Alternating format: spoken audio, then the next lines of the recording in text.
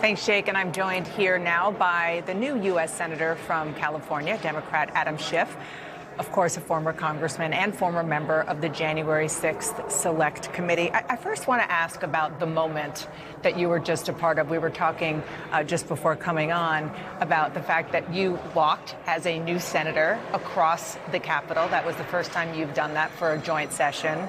And you were obviously in there as Kamala Harris certified her own loss.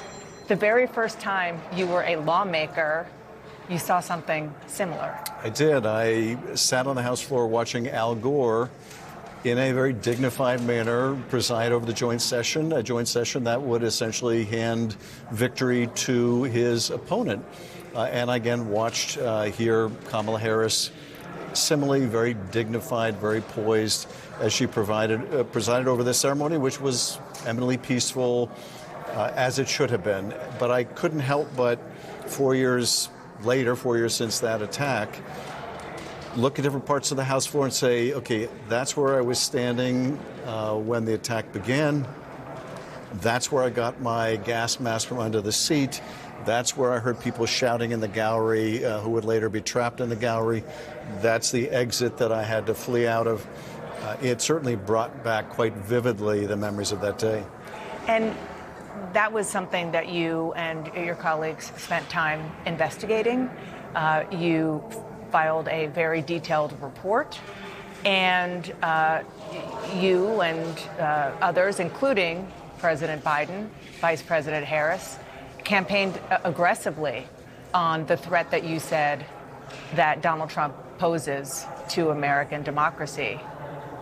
And yet, here you are, just coming from certifying his election again.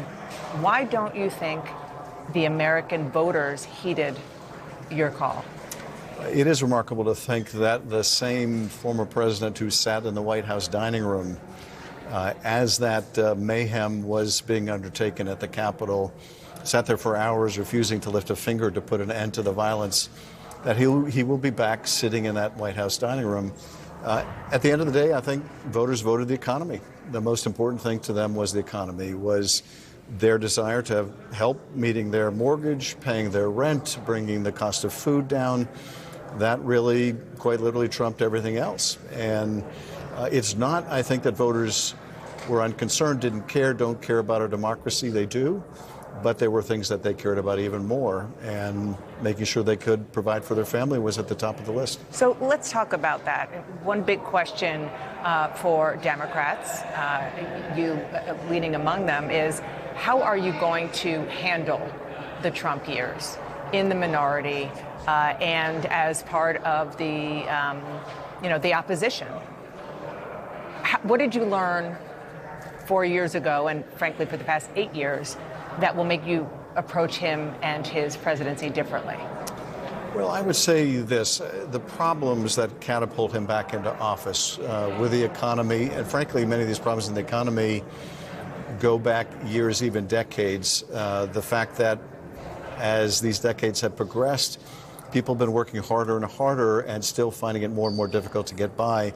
Addressing that central economic challenge the country faces has to be at the top of our agenda.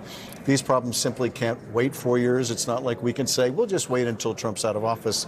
So we have to try to find ways to work together to attack these structural problems in the economy. Focus on those issues and, investigations and questions about his conduct and so forth that you were very focused on, others were as well. That will be secondary? Well, I think we hope for the best. We keep a focus on trying to get positive, affirmative things done for the country. But a lot will depend on how he chooses to govern. If he violates the law, if he violates the Constitution, if he abuses his office, we will vigorously push back, fight back, stand up to him, as we had to do during his first term in office. But my priority is to try to get things done for my California constituents. Realizing, though, they also expect me to stand up to him when he attacks the Constitution or their freedom. President Biden is currently deliberating over whether to issue any preemptive pardons. You well know that you are in the political crosshairs of Donald Trump. Do you want any kind of preemptive pardon from Joe Biden? I've been very public about my point of view, which is that it would be the wrong precedent to set. I don't want to see each president hereafter on their way out the door giving a broad category of pardons to members of their administration. Maybe not broad. What if it's sort of tailored for people like you? If he came to you and said, Senator, do you want one? What would you say? Well, and here I'm just speaking for myself. Those of us that were on the January 6th committee who he has put in the crosshairs, we're all enormously proud of the work that we did. We stand by it.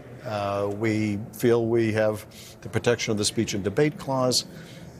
So my own feeling is let's just avoid this kind of broad precedent. So you would say no?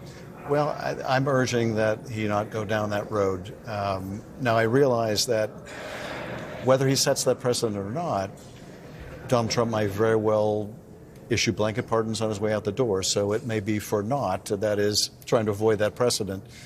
But I wouldn't want to be the first to set it. I do understand, and we're back in this conundrum again where a Democratic president can do things for a very good reason, a laudable reason, a legitimate reason.